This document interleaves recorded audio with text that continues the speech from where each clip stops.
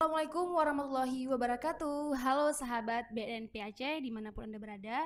Semoga selalu dalam keadaan sehat dan senang rasanya hari ini saya Ida Karimudin hadir kembali di Bincang Podcast BNNP Aceh. Nah, seperti biasa nih sahabat, di Bincang Podcast BNNP Aceh kita akan membahas seputar narkoba dan bagaimana upaya penyalahgunaan narkoba.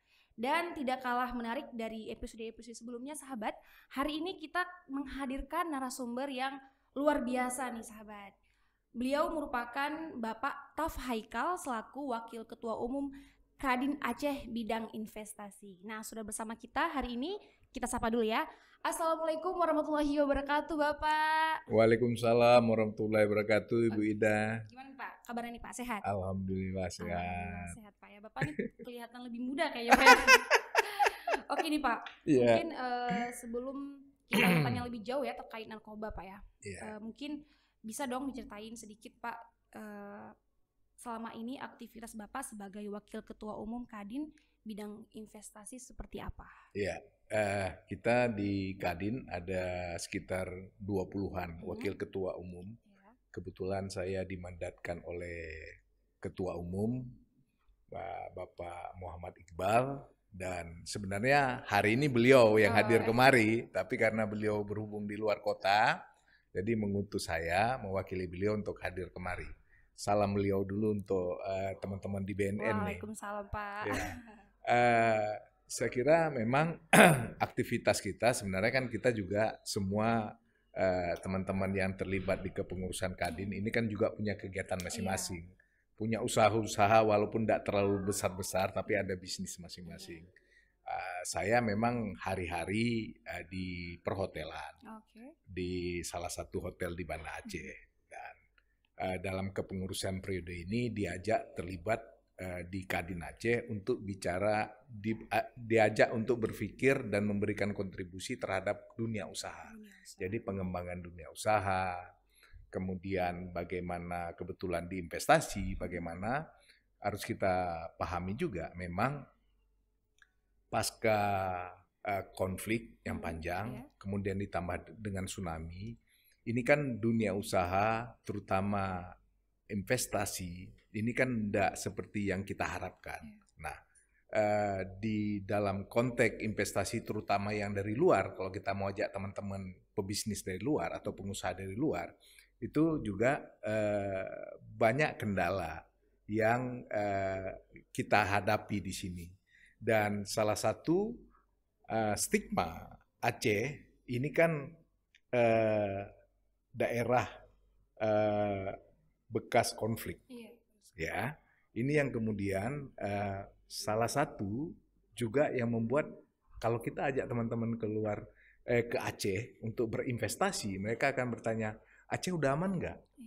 Dan itu yang membuat kita sendiri yang di Aceh hari ini sebenarnya kita juga mau jam 3 keluar, mau keluar kota pun jam 2 malam atau subuh, ya kan nggak ada masalah gitu. Tapi ya ini yang salah satu tugas kita, terutama bidang saya, untuk bagaimana membuat investasi Aceh ini menjadi wilayah yang ramah investasi.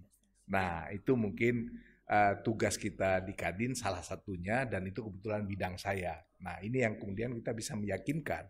Dan tentu bukan hanya orang dari luar, tapi juga stakeholder di Aceh. Kita harus bisa meyakinkan juga untuk memberikan kenyamanan terhadap pengusaha-pengusaha atau teman-teman pebisnis yang mau masuk ke Aceh untuk melakukan investasi. Tentu kalau kita membangun Aceh ini sendiri dengan dana pemerintah, tanpa dunia usaha, ini juga nggak mungkin. Nah, dunia usaha juga yang di Aceh saja, atau seperti kita yang di lokal saja juga, ini juga terbatas. Sehingga memang bagaimana kita ngajak teman-teman dari luar untuk juga ikut investasi, mendorong percepatan dan pertumbuhan ekonomi. Nah, tentu bicara ekonomi, ini tentu ada bicara dengan apa yang hari ini mau kita bicarakan.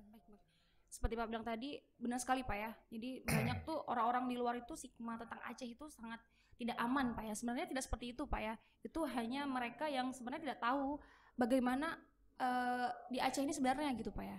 Jadi banyak teman-teman Ida tuh ngerasa juga kayak gitu Pak. Jadi teman-teman kuliah itu dari luar Aceh ya. Setelah ke Aceh ternyata nyaman banget di sini, nggak ada jam 2 malam kita mau keluar juga masih aman loh gitu Pak ya. Insya Allah. Cuman kita sebagai anak muda Aceh Pak ya, terus berupaya untuk menggaungkan kepada orang luar sampai ya untuk mengatakan kalau Aceh itu sangat aman Pak ya. Apalagi untuk berinvestasi di Aceh. Ada Ibu Ida, ada stereotip kita di luar.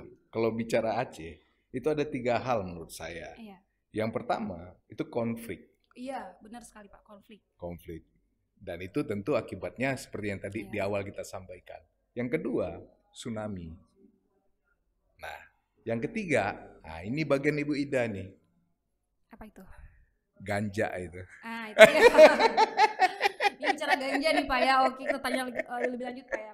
Kan seperti kita ketahui ya Pak ya, bersama Aceh ini merupakan daerah syariat Islam ya. Bapak sendiri bagaimana melihat peredaran dan penggunaan narkoba yang sedang marak-maraknya di Aceh nih Pak? Iya, dalam hal narkoba ya atau psikotropika ini kan memang dari konteks Indonesia, geografis Aceh ini kan memang kan di ujung Sumatera, dan kemudian kita juga bersisian dengan beberapa negara yang memang juga banyak beredar. Nah, dengan panjang rentang pesisir pantai Aceh ini dari 3 sisi, ya, memang sangat potensi untuk masuknya psikotropika atau narkoba ini dari luar. Nah, di samping di Aceh sendiri juga memang ada tanaman endemik juga ya yang namanya ganja ini. Nah, tanaman endemik ini kan kalau zaman-zaman orang tua kita dulu kan memang ini bagian dari rempah, bumbu masak. Nah, tapi seiring perkembangan ilmu pengetahuan, kemudian tanaman ini dimasukkan ke dalam kategori ya kan yang dilarang. Nah, ini yang terjadi. Nah, pasti peredaran karena Aceh wilayah yang bersisian dengan daerah-daerah atau negara-negara yang tingkat peredarannya juga tinggi, Aceh pasti berdampak. Nah, dengan kita punya rentang pesisir pantai yang luas, ini juga mudah orang untuk memakai Aceh sebagai pintu masuk. Nah, terlepas mungkin ada yang bilang bahwa Aceh transit, tapi pasti karena peredaran narkoba itu atau barang itu masuk dari Aceh, pasti ada yang tinggal juga gitu. Nah, ini yang kita khawatirkan untuk generasi kita. Saya kira Ibu Ida pasti sudah seringlah mendengar bahwa anak sekolah, mahasiswa, dan menurut saya sebenarnya bukan hanya remaja sebenarnya, tapi semua elemen, semua komponen atau semua usia ini juga ikut memakai ini atau sebagai pemakai. Nah, tidak mengenal usia Pak ya. Tidak mengenal usia. Kalau udah terjerat ini yang sulit ya. Sulit keluar ya. Kita mungkin mendengar membaca juga gitu. Nah, ini yang kita khawatirkan bahwa Aceh yang memang penduduknya sekitar 5 juta ini, kalau semua level usia atau semua generasinya juga terlibat ini, ya ini yang kita khawatirkan. Dengan label lagi, maaf kita bilang kita juga identik dengan syariat Islam, ini juga membuat kita sedih juga, membuat kita juga miris ini. Nah, ini menurut saya menjadi tugas kita semua lah, tugas kita bersama. Dan mungkin berbicara tentang narkoba sendiri tadi Pak, Aceh itu kan termasuk daerah termiskin ya Pak di Indonesia ya Pak ya. Iya. Karena tadi Bapak bilang kita nih daerah pesisir dan mungkin Aceh menjadi pintu masuk gitu Pak ya. Iya. Dan penyebab tingginya angka penyalahgunaan dan peredaran narkoba itu disebabkan oleh faktor ekonomi nih Pak ya. Dan Bapak sendiri selaku Wakil Ketua Umum Kadin pastinya menjadi PR tersendiri Pak ya dalam meningkatkan dan mengkomunikasikan terkait peningkatan potensi dunia usaha. Iya. Nah, terkait narkoba sendiri nih Pak, kira-kira ada nggak sih Pak di Kadin sendiri program untuk memberikan kepada rakyat Aceh terkait upaya penyalahgunaan narkoba? Ya, program secara khusus tidak ada. Tapi kan dengan kita dorong masuknya banyak investasi di Aceh, kan ada dampak domino atau efek domino ya dari kehadiran investasi, maka perputaran uang, penyerapan tenaga kerja, memberikan ruang bagi pelamar kerja, lowongan kerja, angkatan muda, ini kan menjadi besar. Nah, saya kira kan salah satu menyebabkan orang terjerumus di narkoba ini kan karena memang nggak punya kegiatan kan. Nggak ada kegiatan, berteman, kemudian ya coba-coba, nah, kemudian nagih, ketergantungan, nah efeknya kan kriminal. Nah minimal kriminal di rumah dulu, ya kan, kemudian tetangga, ya udah, jadi ya lingkungan sekitar ini yang kita khawatirkan. Ini kan efeknya juga kamtipmas. Nah saya kira secara langsung kita tidak, tapi secara tidak langsung iya. Ya, seperti saya sampaikan tadi, dengan banyak investasi yang masuk ke Aceh, lapangan kerja luas, ya, semua orang bisa terlibat dan dalam ekonomi. Nah, jadi ini semakin kecil ruang yang waktu terbuang yang kemudian bisa mengarah ke sana. Nah, tentu ke depan kenapa tidak? Nah, mungkin kita kerjasama dengan BNN. Kita juga bisa ikut terlibat aktif. Saya kira untuk yang baik ya pastilah Kadin pasti dukung. Soalnya tadi untuk menambah pekerjaan, lowongan pekerjaan maksudnya di Aceh gitu Pak ya. Mungkin nih Pak, selama ini Pak, Bapak sebagai Wakil Kadin Aceh nih Pak ya, kira-kira ada nggak sih Pak kasus-kasus yang berkesan terkait narkoba yang pernah Bapak tangani selama ini? Kalau dalam konteks Kadin sih enggak gitu ya. Tapi secara pribadi kan beberapa kasus hukum berkaitan dengan narkoba ini kan ya teman-teman juga ada yang kena, ya kan, penghabisan ya yang berkesan sedih justru karena kan begitu udah ditahan kan keluarga tinggal, anak gitu kan, ya kalau sendiri oke lah, tapi kalau sudah berkeluarga ini kan dampaknya kan bukan dia sendiri. Bukan hanya ibu bapak, ya kan, tapi kan ada istri anak lagi. Nah, ya menurut saya kalau sudah terjerat di situ ya berat memang. Ya tentu harapan kita, apalagi misal kayak dunia usaha juga kan, teman-teman dunia usaha ya kita sangat berharap lah jangan sampai terjerumus lah di situ. Karena kan duit juga ada, fasilitas ada, ya ini kita berharap tentu nggak terjadilah. Karena Pak justru kadang orang-orang kaya ini Pak, ya kita bilang mereka sudah banyak uang, apa sudah ada, tapi ya tadi mungkin efeknya tadi stres gitu Pak ya, jadi jatuhnya tuh ya coba-coba gitu Pak ya. Ya di media kan kita sering juga lihat itu artis, pengusaha, jadi kan makanya tadi kita sampaikan bahwa semua elemen, semua segmen, semua usia ini juga sudah masuk. Nah, makanya ini menjadi perhatian kita semua. Karena narkoba ini bisa masuk dari ranah apa saja Pak ya. Betul. Dan banyak hal Pak ini yang bisa mempengaruhi seseorang seperti tadi kita bilang terjerumus ke narkoba Pak ya. Betul. Menurut Bapak sendiri nih Pak, support system seperti apa nih Pak yang baik mungkin Bapak boleh gaungkan ke anak muda di luar sana khususnya Aceh dalam untuk menghindari penyalahgunaan narkoba? Iya. Support sistemnya tentu yang pertama law enforcement ya. Penegakan hukum itu. Penegakan hukum. Ya. penegakan hukum ini sebenarnya bukan hanya bicara narkoba, tapi semua isu, ya. Law enforcement ini penting karena kita kan, kenapa hukum ditegakkan? Ini kan membuat efek jera. Iya benar. Ya kan? Nah, kenapa efek jera? Supaya masyarakat tidak mengulang. Iya. Kalaupun dia mengulang, dia harus berpikir ribuan kali. Iya. Bukan mengulang. Kalau dia melakukan, dia sudah ada contoh. Nah, law enforcement ini, penegakan hukum ini, jangan tajam ke bawah, tumpul ke atas. Ya kan?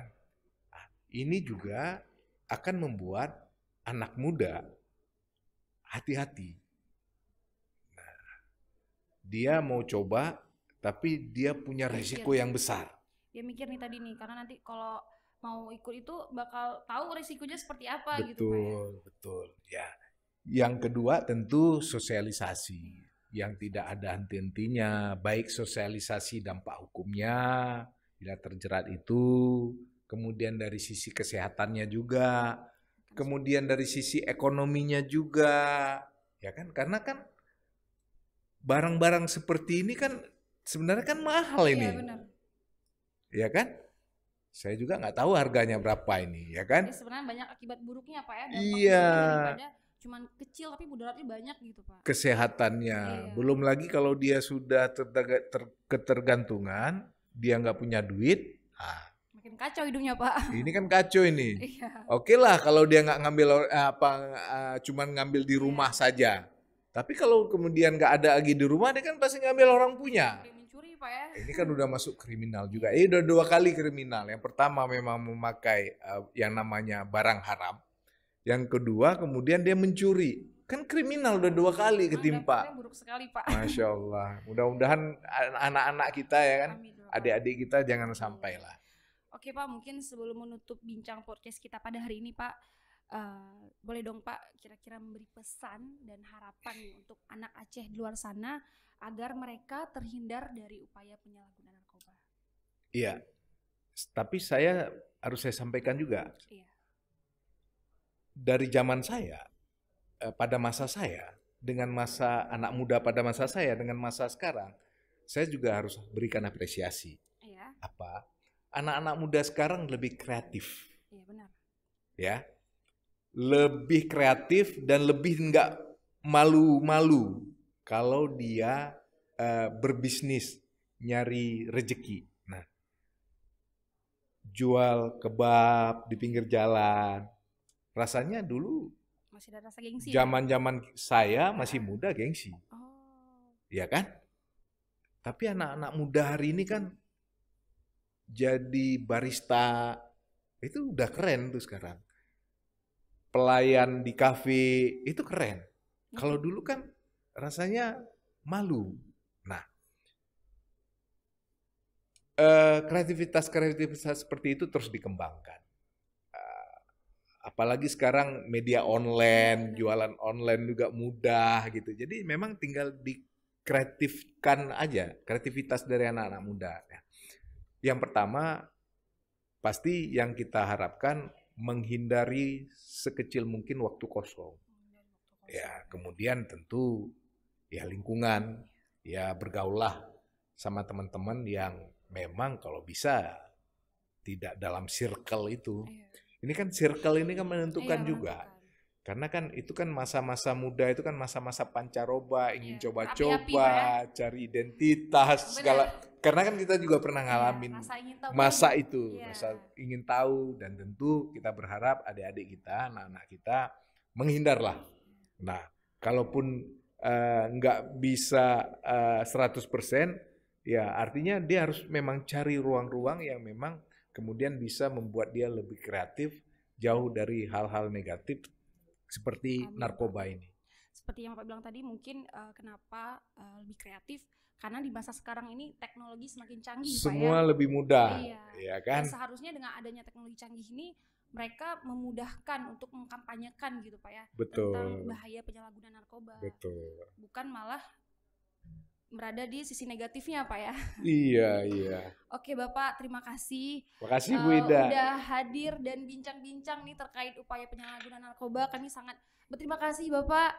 Nanti mungkin di luar ini kita bisa ngobrol lagi Pak ya. Saya makasih nih udah diundang kemari. Oh, iya.